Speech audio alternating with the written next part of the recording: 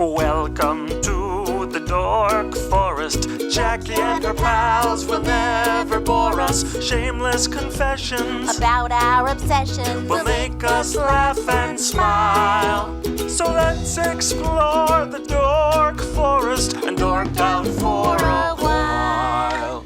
Hi, Rangers. It's me, Jackie Kashian. Welcome to the Dork Forest. It's 2024. Let's do this. Here's the credits, of course. Mike Ruekberg sang that song at the beginning, and he wrote that song, and he sang it with Sarah Cohen, his wife, and he will sing the Mexican hat dance at the end of the program. Also, Patrick Brady, still putting this together. Video, audio, all of it. He's amazing. So, and Vilmos doing JackieKashianStore.com. Squarespace is doing the regular Jackie Kashian page, and I'm thinking of moving the Dork Forest and dorkforest.com away from WordPress because it's driving me nuts. But those are the credits. But if you go to JackieKashian.com, you can get Dork Forest merch. You can get my stand-up merch. You can get my stand-up CDs and DVDs, which you'd have to have devices for those. You can also see videos and find out any number of things. I have another podcast called The Jackie and Laurie Show, but the Dork Forest is the flagship. 18th year. We're doing it, you guys. You can go to my Bandcamp or my YouTube for extra content. Please donate, is what I'm saying. It's 2024, and I think we've been in this long enough. Why don't you guys, everybody send me $100? That's what I'd like you to do. You can PayPal me. There's links all over the pages. You can Venmo me at Jackie Kashian. You can find me at a stand-up show and hand me a sweaty wad of 20s. Do something. But I love doing the show. I would love to make some money, is what I'd like to do. In other news, I'm sure there's more things that I should talk about, but I can't think of them. But let's listen to who's going to dork out about something, because that's my favorite part. Thanks for listening, you guys. You're all great. Let's get into the show. Hey, it's me, Jackie Kashian, the head ranger of the Dork Forest. I don't know that I've ever called myself that. Hello, people who listen to the Dork Forest. This week's episode, a delight, stand-up comic Des Bishop, who has a new special on the YouTubes called Of All People. He's got a website, DesBishop.net. Des, it'll be in the notes, everything. So, and he's in Seattle and Vancouver next weekend, which we're talking the first week of December, I believe, of 2024. Welcome to the program, Mr. Bishop, Des Bishop. Oh, this is great. And you know, what's funny was when I was a young man, a very young man in school and high school, to be considered on a podcast that had the word dork in it, I would have been horrified. But what I've discovered in my adulthood is I really am quite the dork. Everyone is. My favorite thing is when someone says, well, it's not really dorky, I like, and then insert anything. I enjoy basketball. You're like, I'm so sorry. If you own a jersey, you're a dork. You're a dork. Yeah, because you enjoy it enough to have spent hundreds of dollars on something. In fact, I would be a better person if there wasn't so much dork shaming going on in youth. That's right. And I think we're the shaming is more universal, and also there's so many niche things that people love now because of the interwebs. Yes. That like if somebody says, for a long time, like I couldn't admit that I liked romance novels, and right? I don't like them, by the way, but I think I can see that a lot of shame on that. Why wouldn't it? Right? There's a lot of shame, but people watch porn, and nobody has any problem with that since the man. You know who brought it okay to watch porn? Bill Hicks. Back in the 12th century, because he wrote the first bit that was sort of very popular about how everybody watches porn and everybody masturbates. So and it made it okay. And so now that Bridgerton is out, people are like, yeah, I read. And so, but 10 years ago, I wrote a bit about romance novels that was essentially, it wasn't beat for beat like a Hicks kind of thing. But when I listened to that, someone sent me the Hicks thing afterwards, and I was like, oh, it has that sort of same vibe, which is I'm not alone. I'm not supporting $1 billion industry by myself reading romance novels. Mm-hmm. So clearly, it's not that unique. Well, anyway. Coincidentally enough, linking the porn and the romance novel, I have a bit, which is a very old bit that I've now brought back, which I'm sure other people have talked about, which is in the pre-porn days, particularly in my early days of living in Ireland. I would always scope out the romance novels in my aunt's house as titillating material because there was always a couple of passages. Always a good paragraph or two Yeah, that you're like, that'll take it. That'll take me where I need to go. I could feel his anticipation against my, it was always insinuated, but it was quite sexy. It was sexy, and you knew what he was anticipating. So it was okay. Anyway, we're with each other on that one. Exactly. Are you in Ireland now? No, I'm currently in New York, actually, but New York I'm City? only back from Ireland about a week and a half. Okay. Where do you live in Ireland? What city? Well, these days I live more in New York, but I still have a place in Dublin, and all my adult life I lived in Dublin until the pandemic, basically. Right. As opposed to everyone else who went to Ireland, you, for some reason, went to New York during the pandemic. One of my Is that what earliest. You know what? Yeah. Well, actually, the funny thing about that was Ireland had a terrible lockdown, but I freaked out because in the last decade I've tended to spend my summers in New York, and when they started shutting down flights. When they started shutting down flights, I panicked and I said, I better get out of here, even though it was only middle March. Mm-hmm. And I would never live in Dublin, in Ireland, full time again. But I didn't know that. But that's because I met my wife during my now wife. Right. I met her during the pandemic, and then that changed my whole. Right. Because she lives in New York, probably. Yeah, and I'm a New Yorker. I'm from Queens. Yeah. Oh, originally, did you grow up there? Yeah. And okay. I'm the only one that went to Ireland. I went to boarding school. What do you think about an Italian ice? Are you pro Italian ice? That's a very Queens question, it's a super Queens question. Yeah, because Corona has this institution, the Corona Ice King, the lemon ice king of Corona, I should say. And growing up, it was like Italian ices were great, but now in adulthood, I'm like, this is just a shitty sorbet. Right. This is a sorbet. It's Kool-Aid and on top of some ice. But I remember a friend of mine grew up in Queens, and she was like, we have to get you an Italian ice. And I was like, a snow cone? And she's like, calm down. It's not a snow cone. It's better than and it was better than, and I think listen, it's in between a snow cone and a sorbet. Yes. Okay. So yeah, it doesn't have the density though. You know the way I like a sorbet. Right. But Italian ices, from my memory as a child, they didn't have that density that a sorbet has. Right. It's one of my problems. It's a little crystallized, the sorbet. Yes. Maybe I've had bad sorbets. My favorite iced dessert, and I don't know why we're going here, but we got time. Well, ice cream is actually my other favorite. You love ice cream? But I can't dork out in it. I just love ice cream. I'm from Wisconsin, and so I had Madison. I had ice cream in Madison. I went to University of Wisconsin. So did my wife. And there you go. I saw that on her Wikipedia page. She is also a stand-up comic, and she is welcome to come on the Dork Forest as well.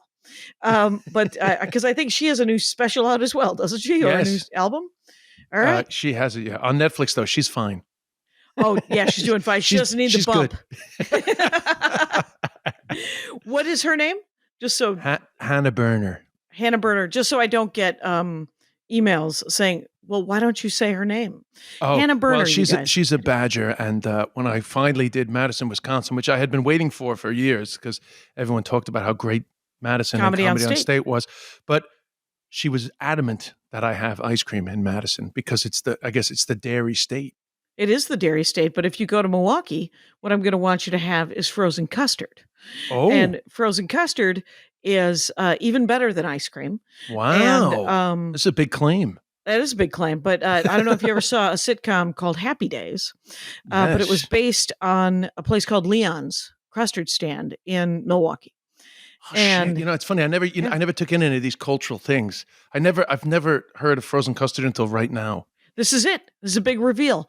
This is a big moment for me. You'll enjoy it. It's even smoother and creamier. Wow. It is delicious. So you're telling me it's nicer than gelato? It's nicer than gelato. Gelato is very good. This is big. In a pinch, this is big. There isn't an ice cream I wouldn't eat. I'll eat a McDonald's ice cream cone. I know, because shitty ice cream is still a nice thing to eat. Yeah. It's still working out. It's still better than very good pies a lot of the time. My friend Maria does a bit, Bamford. She does a bit about how she's going. Her favorite thing at McDonald's is to ask how tall they can make the ice cream.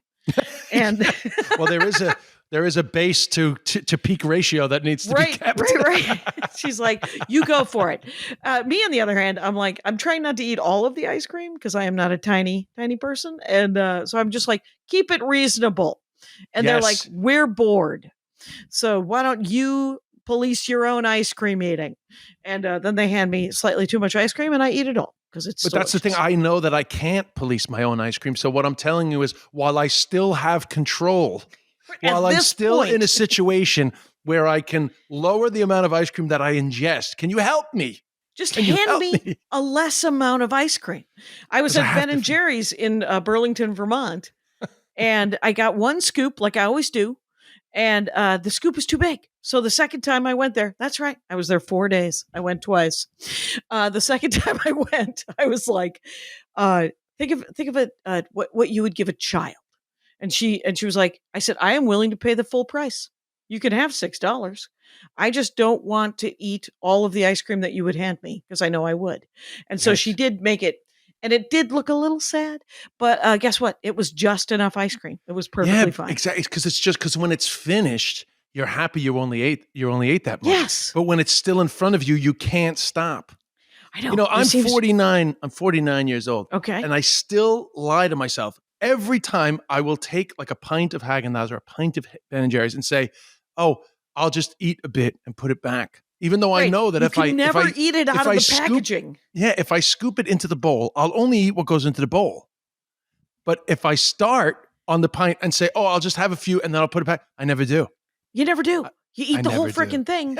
And you feel like shit. And you feel like shit. And you're like, no, don't be an animal. Put it in a bowl. Go sit down at the table or even in front of the television, but just eat one bowl. And Yes. then you won't eat the entire pint of. Anyway, we But I might do- have a problem. One last point. Yes. I do want to point out that you never feel like shit while you're eating it. It's kind of like, I feel like what It's a true, you feel compulsive good. gambler feels. It only feels like shit when it's done. When it's over. And you're like, You know? oh my gosh, I lost my car. Yeah. Yeah. Oh, I So used that that's credit that's card. what a pint of Ben and Jerry's feels like, I feel. It's right. So It's very enjoyable until the end. if Hannah Bender, your loved one, Burner, there we go. Thank you. Bender. What have I And I done? apologize for the sound of lawn maintenance going on in the background. You know, I don't hear it, and you don't hear my dog, so we're Oh, both great. doing vital work. But I will say, but if Hannah is from Wisconsin, it means you'll go back.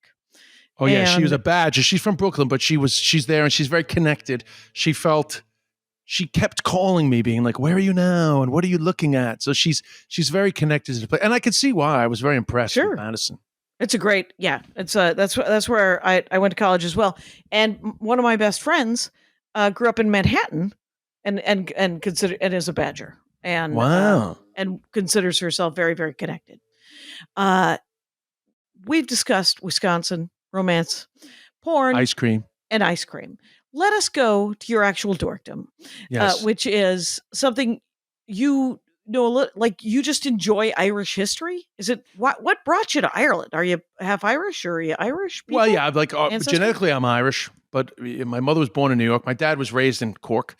Okay. And at the age of 14, I flunked out of St. Francis Prep. I could make it sound more dramatic and say I was expelled, but I flunked out, failed Also too many dramatic. subjects, Mhm. didn't invite me back out of a Catholic high school in New York. And in the midst of some madness, my mother's crazy anxiety and fears about what I was going to do with my life. I mean, I was drinking a lot and stuff like that. In the midst of you were mad- 14. Okay. yeah, in the midst of madness, my cousin suggested maybe I should try boarding school in Ireland. And I Huh. thought it was the coolest thing I'd ever heard. So I sort Sure. of put it into my parents' head. They laughed originally, but then it all looked kind of doable and cheap in relative terms. Right. And 6 weeks later, I was in Ireland from a random suggestion from my cousin. Oh wow. So I went to boarding school in Ireland when I was 14. Wow. Okay. Did you and was that did you live the dairy days? The Dairy Girls? Was it Actually, I think Um, Derry, what's Derry? I've Dairy never Girls watched- is Belfast. It's no, Northern no, it's Ireland, Derry, actually. yeah, but it's set. I think it's set at the end of the Troubles, I believe, right? Yes. So I Yes. definitely was in Ireland for the early 90s. I was Okay. there for the end of the Troubles. I was there for the end of the violence. I Mm-hmm. was there for So first of all, my grandfather's from County Down. So my grandfather's from up there. Yeah. And I would visit my cousins up there. And it was still the days where there was an actual physical border. Right. I mean, there's still a border, but back then you used to have to go to a checkpoint and everything. And, I was there like getting pulled, you get pulled aside by the British Army. Nothing crazy. They were just checking. Right. So I was there for those, for the tail end of that. Okay. But anyway, I went to boarding school when I was 14, and then, I never left. So I'm actually a late product of the Irish education system. And the reason why I picked Irish history, not just because I ended up getting a degree in history from University College Cork, okay. but actually Irish history kind of saved my love of learning because, as you know, I got kicked out of school, as I just said, and I really had zero interest in education. And when I went to boarding school in Ireland, Ireland, it's very different exam-wise, but let's just say my first year in Ireland was actually a very important exam year by Irish standards. Like they do these state exams, but not every year. There's just certain years, and those years are very important. And so I was like, I had everything to learn in that year, including history. I had to learn Irish history in a year. These kids have been studying since they were 4. Right. And I was enthralled, transfixed by the journey of things that I kind of like cared about, but never truly knew because they're part of your identity as an Irish American. And Irish Americans, like certainly my Irish America, New York Irish America in the 80s, we felt connected to Ireland. So now I was kind of putting the story behind the emotion. And I loved learning it. Didn't feel like learning, didn't feel like school. So I always credit Irish history and the fact that it was a lucky country because Irish history is fascinating with giving me back a desire to learn and get educated and actually be in school. Right, because it led to, you were like, okay, well, I can like this, so I might as well see what's happening with algebra. Is that kind of? Oh, I was never good at math. I never got a love for math. The Irish history couldn't. That was a lost cause. That was. There was too big of a jump. Yeah, you had to let that go. That was. So I'm just going to ask a real basic question. What's the beginning of Irish history? Well, we that's too long. It's too much. It's too big. Like that's just too complicated. But I always feel like the beginning of, well, you could argue, right? I'm not going to get too stuck on it. The beginning of Irish history is either the 1798 rebellion, which it's not worth talking about because people just don't know. But I think the average American becomes aware of Irish history with the Irish famine. And the famine. Right. But the thing is the 1798 rebellion, I do remember that. Oh, you do? Yeah, I have a podcast called The Dork Forest, and I am a bit of a history nerd. So, okay. That's great. Yeah. So, but explain for people because people would love to. I'm sure I know. Okay, let's go back about, to there then. Yeah, start there. Yeah, what was? Tell them because all I have are vague stories of British just slaughtering people. Yeah. So but what do you got? Yeah.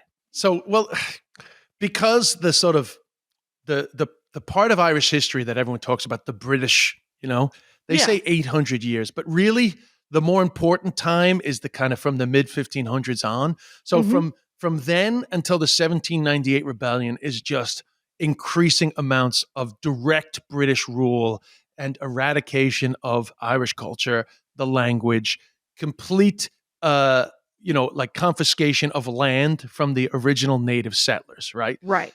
And the first real direct Irish rebellion, because previous rebellions were like connected to like King James trying to get his throne back, so it was still connected to British royalty monarchy, rule within the British system. But the first actual, in my opinion, the first real rebellion against British rule for Irish independence is the 1798 rebellion, which is by the United Irishmen created by a Protestant, Wolfe Tone, who basically believed that Ireland would be better served by ruling itself.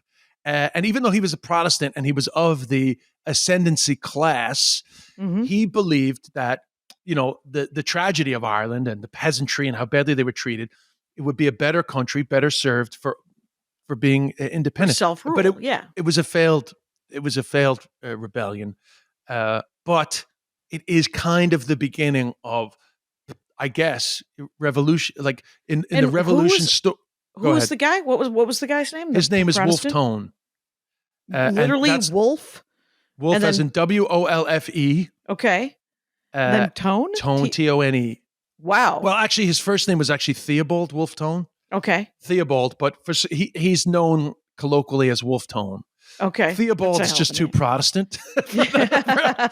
for Irish history, Theobald just doesn't flow like it's Wolfe a little Tone. waspy for us. Yeah. So Anyway, the Wolfe Tones in modern context, you may know the very popular Irish rebel song band called the Wolfe Tones, who are having a bit of a resurgence. They've been around for decades, but they're having a bit of a sort of like a nostalgic resurgence amongst young people who are kind of, they are absent of the troubles and all that stuff. They're just living the modern life, and they're getting a kick out of these like Irish rebel songs about war and emigration and death. Right. But anyway,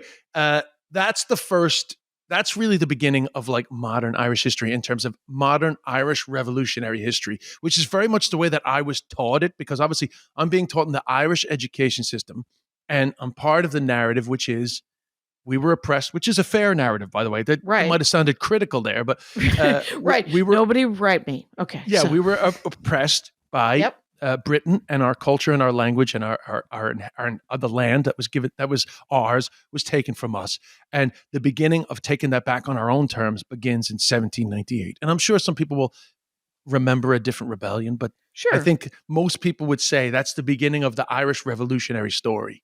And did Wolfe Tone was he captured and killed eventually by the Brits? You know, it's funny. I think he was. The more famous one was in 1803. There was like a second United Irishman rebellion that was run by Robert Emmet. And he was famously hung, drawn, and quartered. And then they rolled his head down a hill in Dublin, which is now Bridgefoot Street.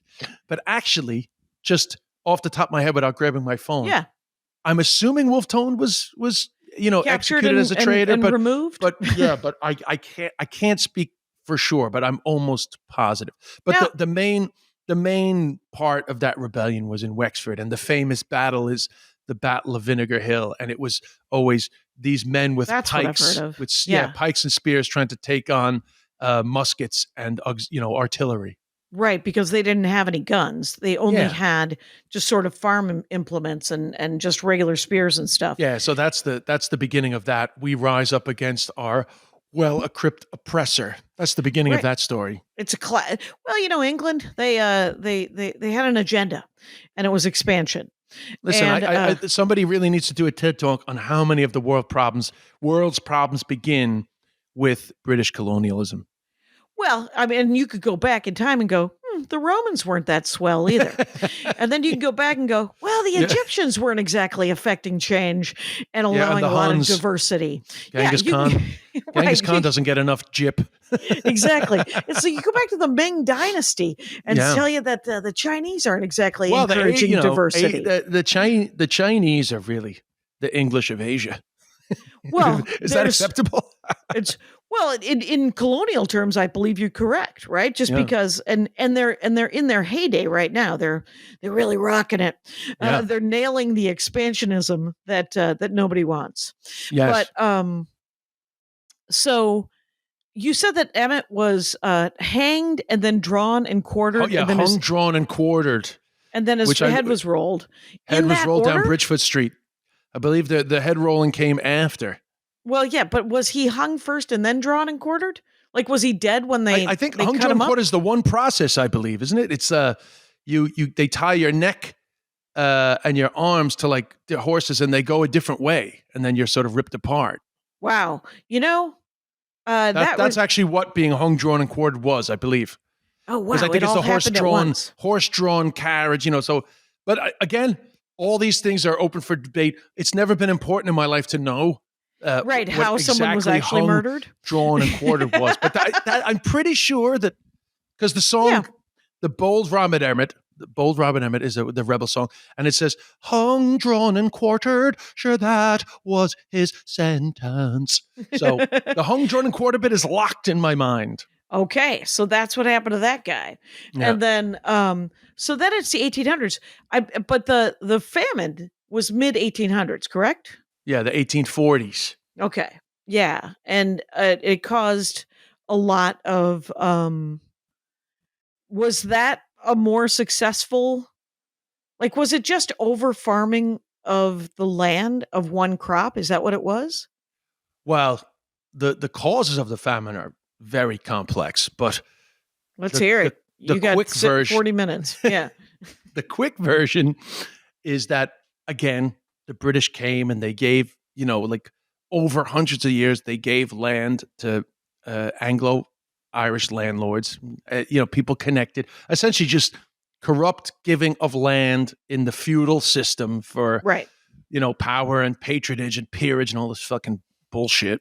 Right. And over time, Ireland just became a landowner class and tenant farmers. The tenant farmers tended to be the natives, the Catholics.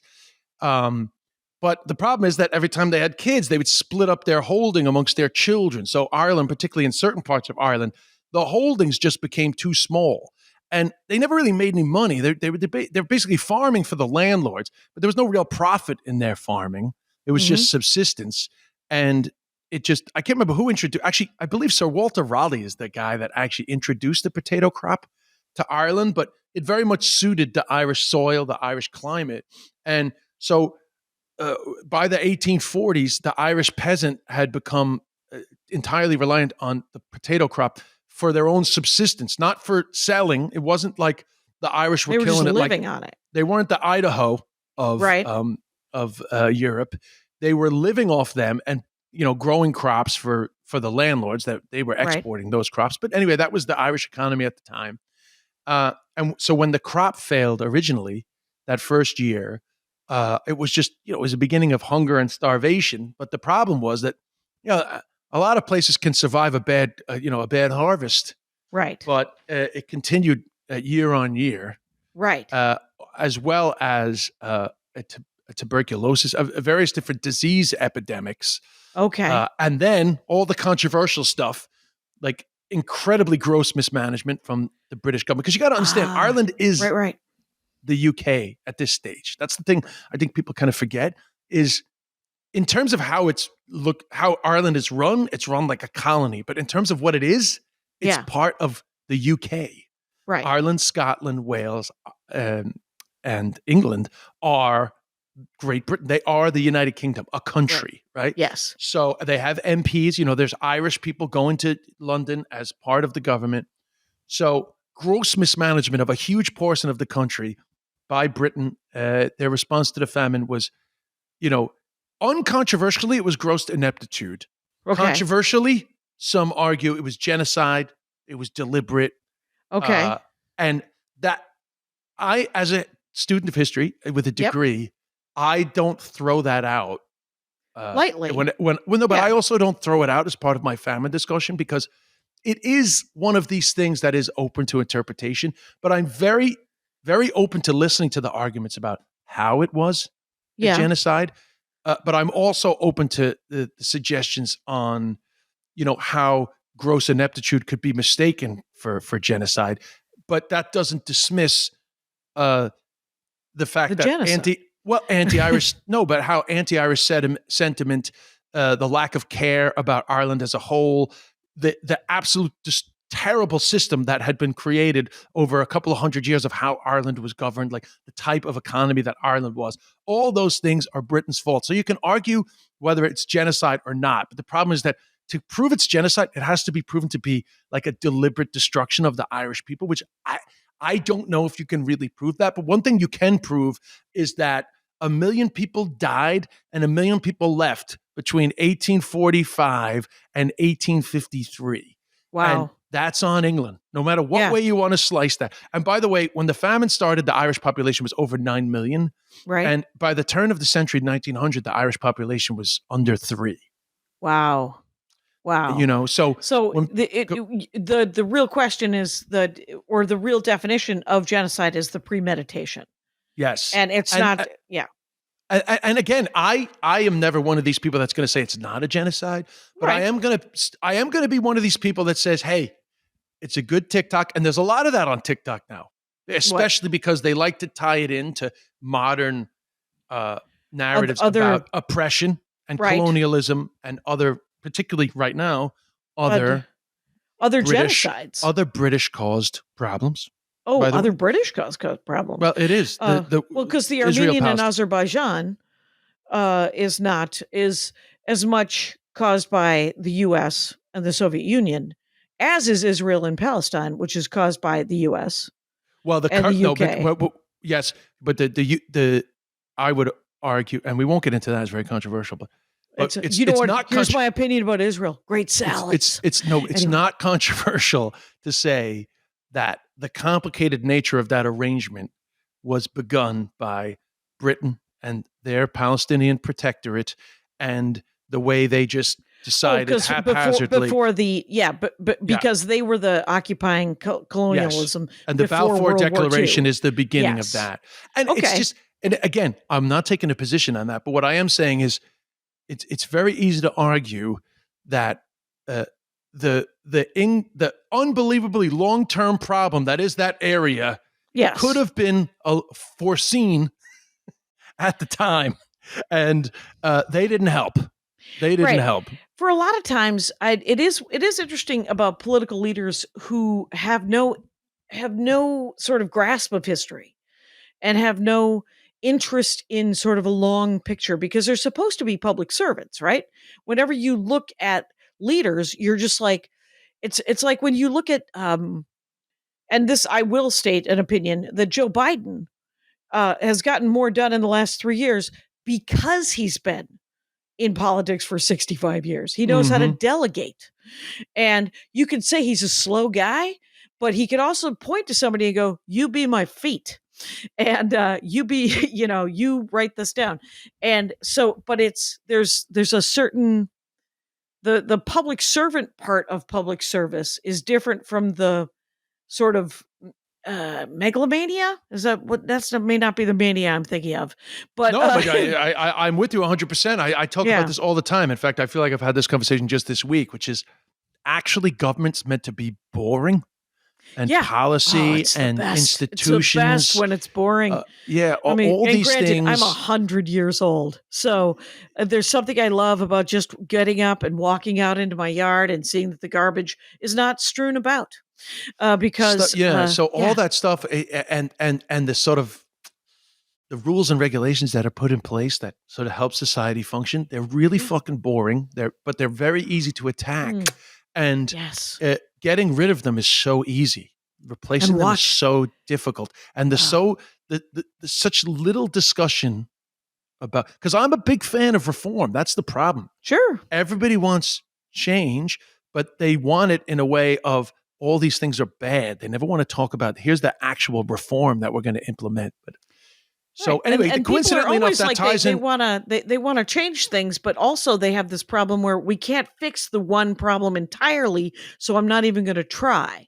And allow me to quote a children's poem and say, it mattered to that fucking starfish. If you help one guy, you're doing great. It's better than not helping any people. How about that? So I'm a big fan. Anyway, go ahead. So 2 million people, 1 million people died, and 1 million people left. This is directly in what would be considered the direct famine period, which I think the end date is debatable, and really 1845 to 1848 are the really important. Yeah, I think the crop fails in 45, 46. 47 is the bad year. They call that Black 47. That's where that term comes from. Well, I've never heard. But I think the direct results, the death from starvation, they I guess they finally feel like they're out of it. I believe 1853 is the number they put on it. That's not that important. What's important is that the death and emigration that is associated with the famine, the numbers are 1 million dead, 1 million left. Wow. But then the long-term effect is that by the time the century turns, there's less than 3 million people. By half. So two-thirds of the country is no longer there. But the flip side of that is that Ireland has incredible influence all over the world with their diaspora. And their diaspora becomes increasingly important, which actually it matters later, particularly in the United States. So the horror of the famine, which completely revolutionizes Irish society. That's the thing that the unsexy part of Irish history is that the famine, it was actually one of the questions on my leaving high school exam was, the famine is a watershed in Irish history, discuss, which is a very basic question for leaving cert, which is the end of a high school examination. But it's really important because, like, events in history don't always have that much effect, Right. But the famine is still to Is this one day. of the things that. Well, it's still to this day affects the way that Ireland is, like the way How Ireland so? exists. Like Well, what mostly changed? Just the because less Catholic people. Yeah. The Catholic Church's influence on Irish society changed considerably after the famine, because obviously trust in the state was at an all-time low, like right. never lower. But people turned to the church because the church was providing as much as they could. Now, listen, I am not a fan of the church, but just historically, the church was providing the services. The church was providing refuge. The church was actually helping to organize emigration. So by the time the famine is over, faith in the church as actually like an institution for society is at as high as it can be. Not to mention that the church already had the identity factor, which is the peasant class are Catholics. And the main reason they're Catholic, the main reason they're peasants is because they're Catholic. Right. So now you have the church being like the main identifier of why we're in this shitty position. Right. The church was also, they were, I could be corrected on this, but they were the big pusher of families no longer subdividing the plots. So one of the reasons why Ireland then becomes so much less populated is because they stopped dividing plots after the famine. So after that, the oldest son would get the plot, and pretty much everybody else would either emigrate or join the priesthood. To be honest with you, right? So, they would have to figure out their own lives. Yeah. Yes. So the way Ireland sort of shapes economically after the famine is massively changed by the stopping the subdivision, and then of course revolutionary sentiment would never be able to be quashed again post famine. And right, because of how it affected absolutely every single family. And so coincidentally enough, Ireland had a general election yesterday. Ireland calls the general election. They have 3 weeks to campaign and then the election, which is way better. My cousin is actually running. She's never run before. I think she's actually going to get a seat. So I've been following it closely this morning. But the two main political parties in Ireland are still Fianna Fáil and Fine Gael. And they are a product of the Irish Revolutionary War. Because after the war, there was a disagreement over the treaty, and they split into two opposing sides in a civil war. And one side of that civil war is the Fine Gael party today, and the other side is the Fianna Fáil party today. They have no other division in their economic policy. Their politics are exactly the same, but they are literally divided on historical treaty issues. 100%. But the reason why I say that's still connected to the famine is the journey from the famine to that war is a direct connection. And there are other reasons why the famine matters. So that's the thing that I find most fascinating, is that people are so aware of Ireland. The British especially are very aware of the problems in the north because it directly affected them for decades.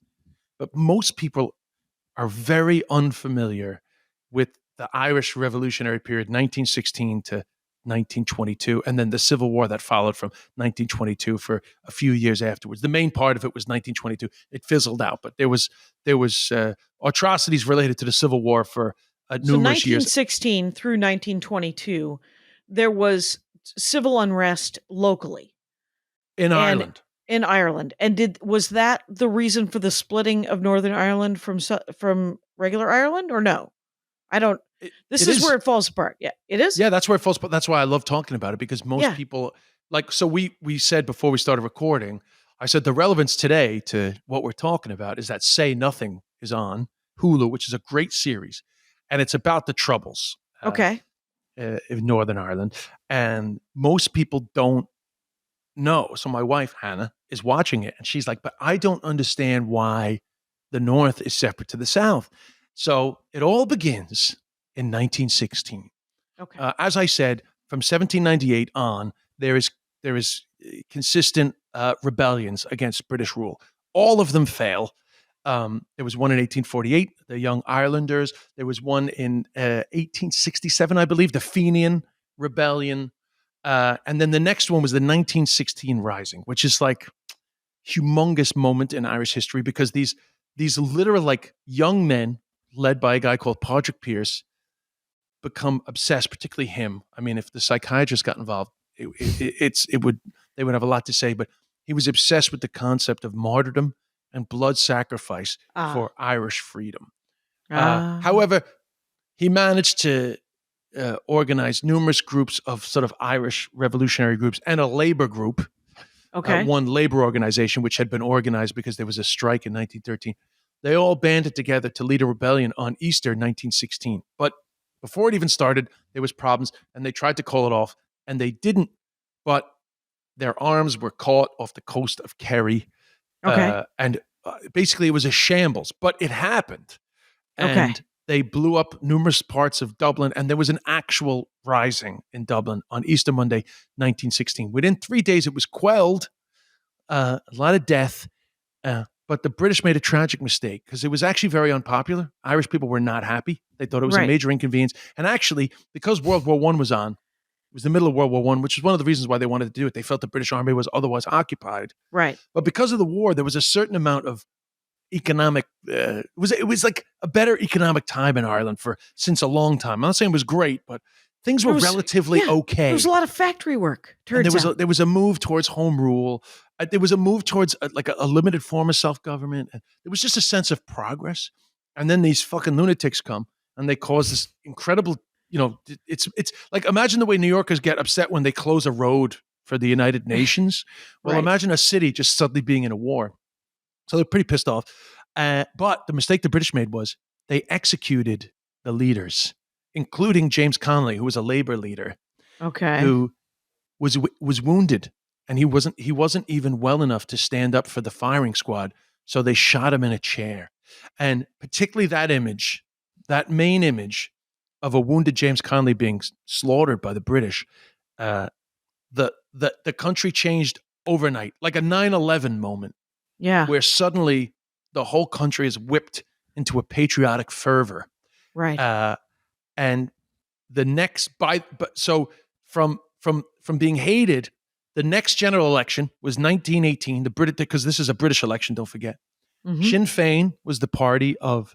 It wasn't originally, but it became the party. It became the Revolutionary Party, the party connected to the Rising, to the IRA, to the people that were involved in fighting for Irish freedom. And in 1918, they won, I think, every seat except Right. for the Unionist seats in the North. Okay. They wiped the floor in the Irish election, and they refused to take their seats in Parliament. in Westminster, Okay. and they formed an Irish parliament called the Dáil, which there was the elections Right. for that today. Still exists. Yes. They created a separate government and declared Ireland an independent state. And very soon after that, the first battle of the Irish War of Independence began. Okay. Then that's 1918. Yeah, I think the war actually begins in 1919. I think they say I think Solaheadbeg, County Tipperary is the first actual, like, they attack a Royal Irish Constabulary station, which I believe was January of 1919. Again, I used to be bush fighter at the dates, but the thing is that the war begins in 1919, and for 2 years there is consistent fighting, guerrilla warfare from the Irish Republican Army, the original IRA, as people say, against the might of the British Empire. But they underestimated it at first. Yeah. They just thought it was just another uprising instead of a concerted effort. And now, since we're talking about the North, right? Yeah. Let So me how just did that happen? Let me give a quick. We're going to jump back just so we can tie it all together. Yes, please. So, from 1870 up to this time, the leading sense of momentum for Irish self-rule was the Home Rule movement. Now, Home Rule, I won't bore everybody, but it's basically was just a devolved form of government. So Ireland would basically get like a local government, but Britain, it would still be part of Britain, but they would be able to look after basic things, the type of things that like a town government would look after, like, basic taxation, property, stuff like that. So they were looking for a devolved form of government. However, when the momentum built for Home Rule, the Loyalists in the North, the Unionists, the Protestants basically in the North, who had been there since the 1600s, don't make me do that history because that's just too complicated. Okay. But they were planted there by Queen Elizabeth in 1601, and that's why the North has a much higher percentage of Protestant people that feel a loyalty to the Queen or the King rather than Irish. They don't consider themselves Irish. They consider themselves British. Right? Okay. So they were sent there in the 1600s. Their descendants became the Loyalists, the Protestants of the North, the Unionists, the Orange Men. All these terms are for those people. So in 1913, when Home Rule was really getting momentum, the Ulster Volunteer Force was created, and they signed the Ulster Salo League and Covenant, which basically said, we will fight Home Rule to the death. We do not want any Irish rule here. We are British, and we want it the way it is. And they signed it in blood, some of them. Okay. And that is really the beginning of the modern Ulster rights. Ulster is ours. The posters from that time were like, Home Rule is Rome rule. Because they hate Catholics, the Papists, the Fenians, all these terms against the Catholic Irish. They were the Protestant British. So that division, the clarity of that division begins there. But it's also the beginning of understanding that Irish independence has a slight complication in that. In that northeastern section of Ireland is a huge population that does not want that. Right. And they're organized and they're wealthy. And so the War of Independence is just 2 years of guerrilla warfare. Yeah. It's brutal. It's awful. There's some massacres. A lot of people die. And by 1921, there's a stalemate. So they call it a ceasefire, and they have these treaty meetings, which, again, great controversy in Irish society. But in the context of our conversation, one of the things in the treaty to end the war is that Ireland will become a free state, which is like, it was language, but basically it was the beginning of Irish independence. Okay. But there will be a boundary commission to create a border for the northeast of Ireland because there's a Protestant majority there that do not want to be part of Ireland. Unfortunately, first of all, the fact that that border existed is one of the main reasons why there was an Irish Civil War, because some people were not content that they didn't achieve total independence for the entire island. Right. But the other issue with the Boundary Commission is it was kind of a fudge. It was kind of one of these non-solutions for a very complicated problem, like something that can't be solved that quickly. And then the first 10 years of Irish self-rule, the government is called Cumann na Gael. Obviously, they're just a bunch of revolutionaries trying to like state build, and as we were joking earlier about institutions and regulations, policy, this shit takes time. So they're struggling. They got a civil war. There's just a million things going on. So the Boundary Commission kind of gets kicked down the road. And when it's finally decided, I think 1927, they just draw up a border, which is drawn up in a way that gives the North a Protestant majority. Right. And after that, honestly, the North is kind of just forgotten about until the Troubles. And that's a problem because from the early 20s until the late 1960s, the Protestant majority run that country as a Protestant state, and Catholics are treated as, and this is not controversial, by the way. By the way, I'm Catholic Irish American, so obviously I speak from that point of view. So was my mom. Yeah. But this is not controversial. Right. The state was run. This is a fact. Yeah. It's a sectarian state for Protestant people. Catholics were second-class citizens. The constituencies were gerrymandered so that there would be Protestant majorities. So they had no representation in Parliament. There was no local government, and they got no jobs. All the government jobs went to Protestants. They had the worst land already due to legacy issues of British rule. So and this is all Northern Ireland. This is Northern Ireland, which is still part of the UK. Right. So when you think of it in those terms, it's basically they're still in Britain. Yes. And is it still Northern Ireland and Ireland?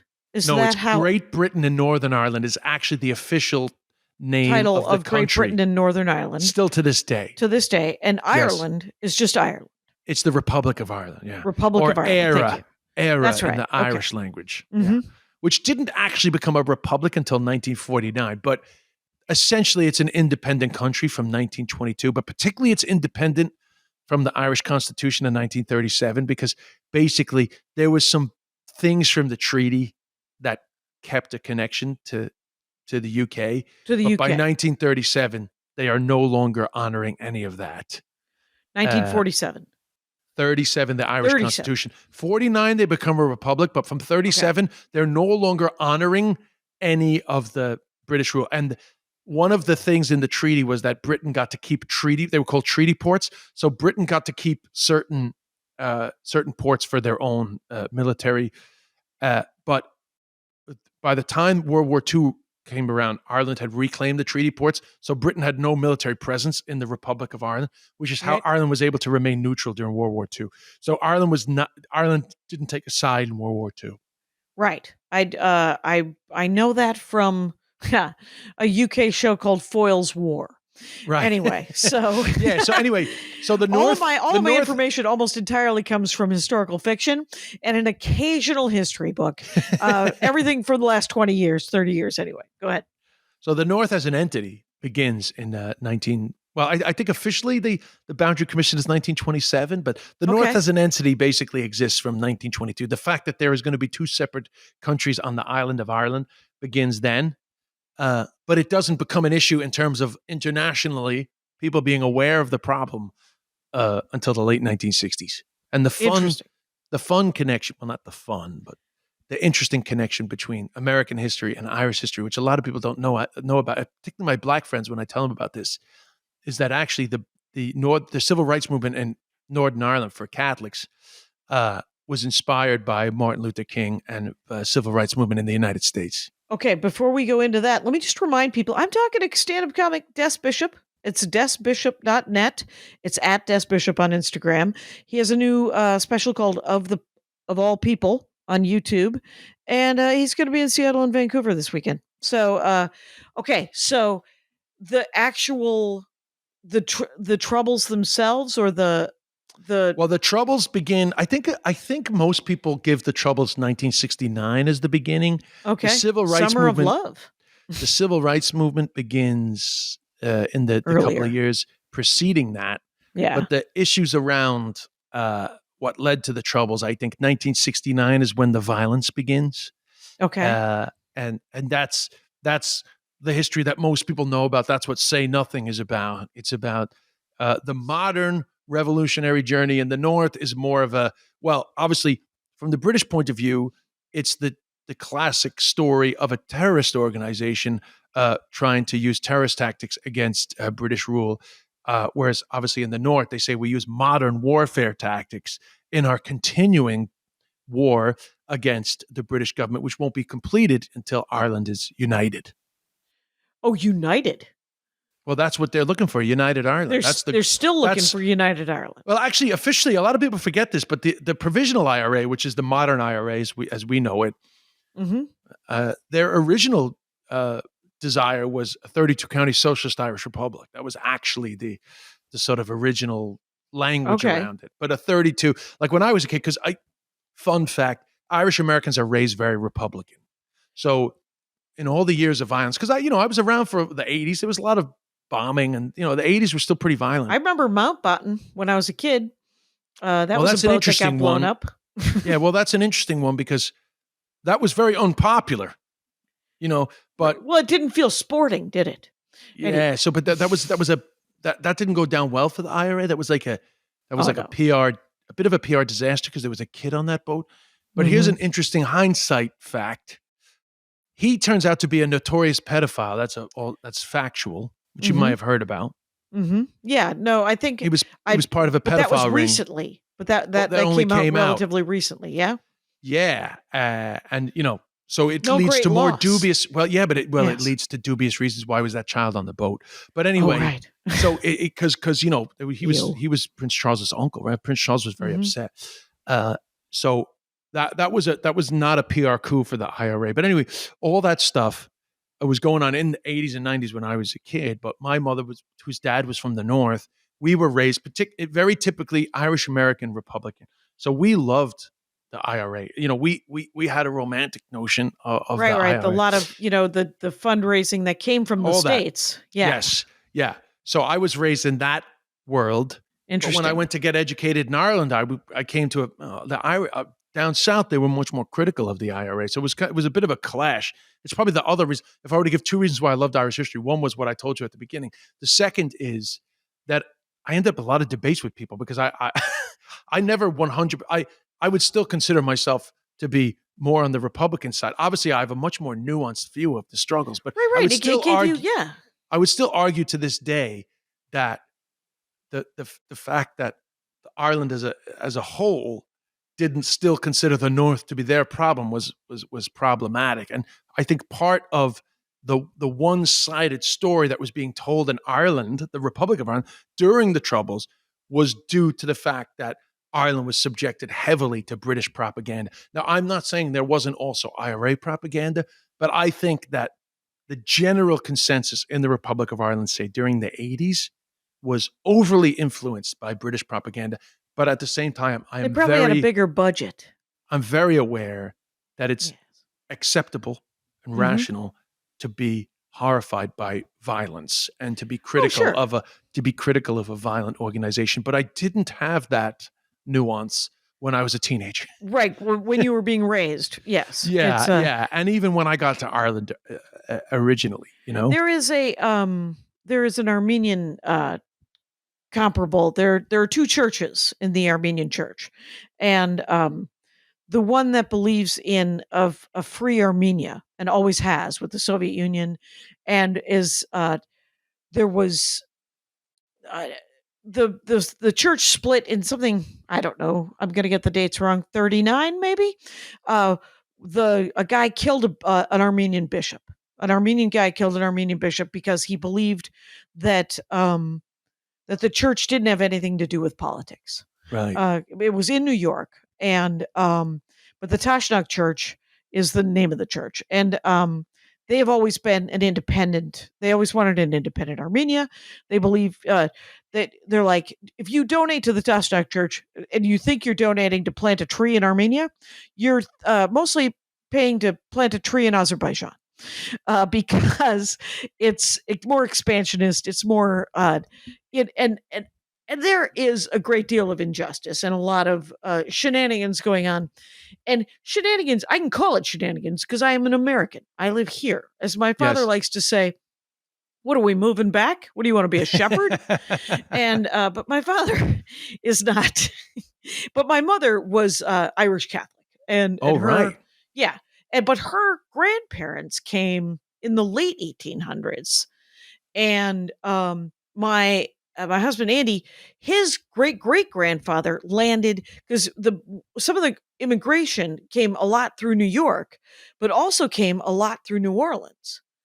And his great great grandfather came through New Orleans in 1861 and was immediately conscripted into the Confederate Army. Jesus. If he would have landed in Ellis Island, he would have been immediately conscripted into the Union Army. But he was conscripted into the Confederate Army, and so his entire family, the Foleys, are are from that guy, and a lot of them, there's trouble. There's trouble in the brain box because of the Wow. Confederacy.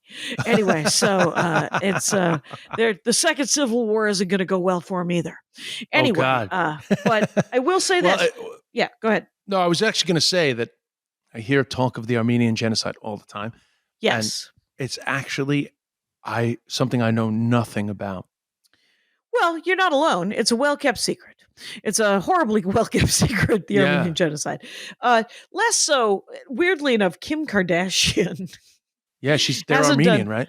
Right, so they're Armenian, and so it has come up more often than not. And what her passing knowledge of the Armenian genocide is fine, but like my grandmother was in the genocide, Oh, really? and yes, and was marched across Lebanon, and everybody died except for my grandmother and two of her siblings, and but the yeah, so see my published works if you want to hear the great joke about the Armenian genocide, you guys, the hilarity.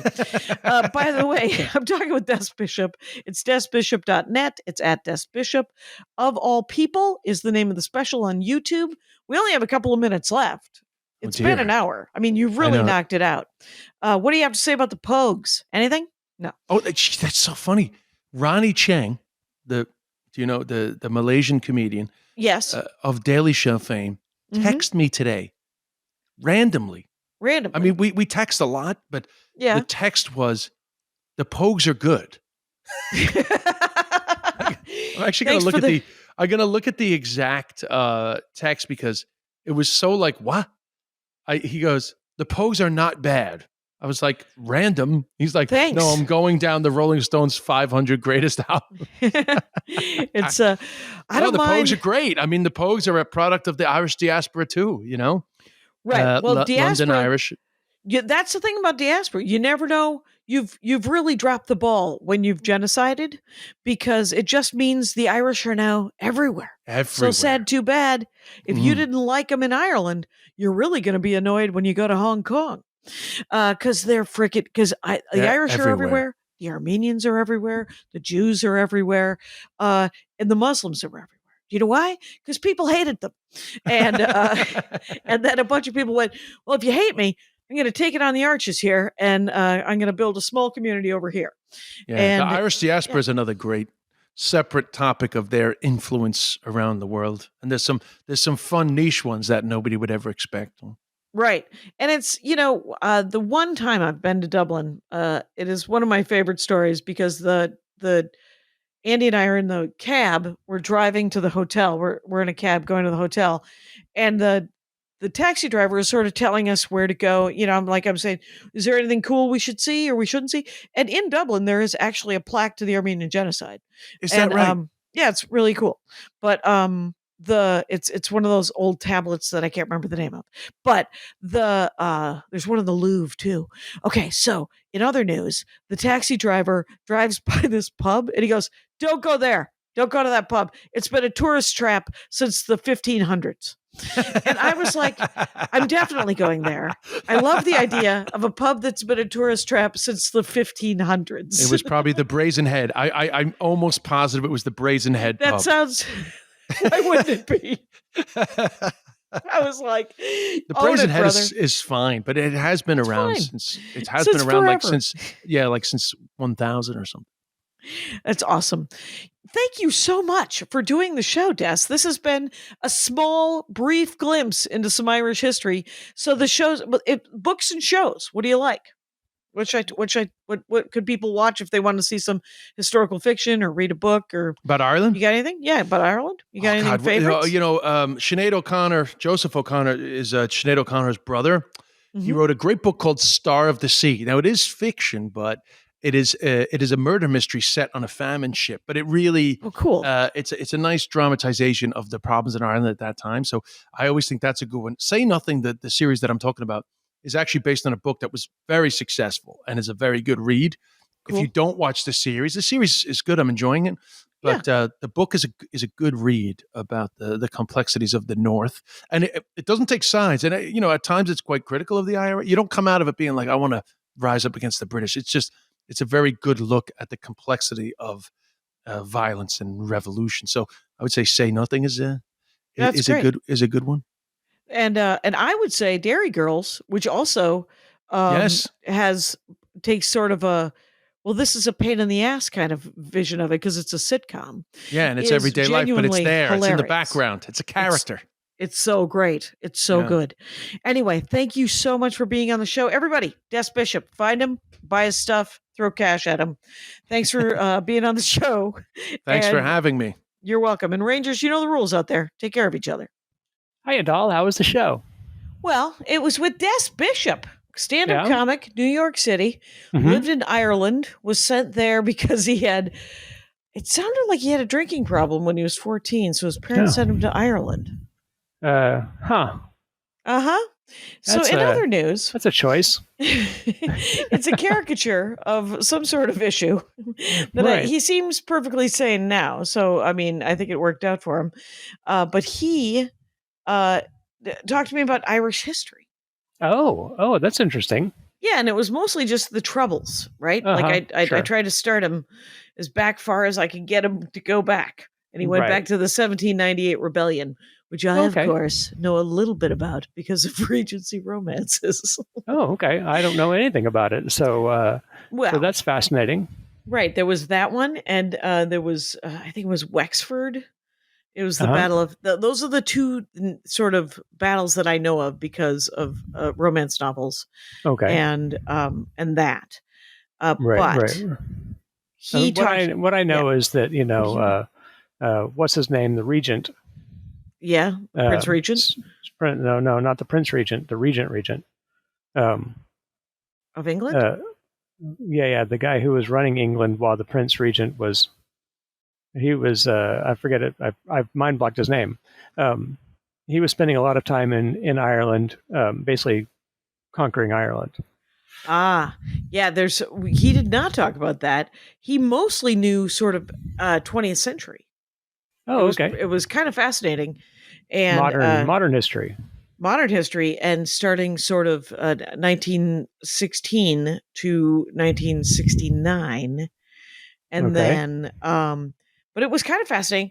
I will never remember it all. But it does make me want to. He said that there was a TV show on Hulu, and there were a couple of books, and Shania Twain. No, Sinead's brother. Sinead O'Connor's brother. Sinead O'Connor's brother wrote a fictional novel that should be pretty good. Oh, all right. So this bonus episode. Do you remember his name or the name of the novel? I think his name is Sinead O'Connor's brother. This is why people listen to the Dork Forest, so that they can watch me fucking not know shit. So too funny. But it was actually quite fascinating. And Des Bishop has a new YouTube special out called Of All People. Of all people, Des Bishop has a special. Des Bishop.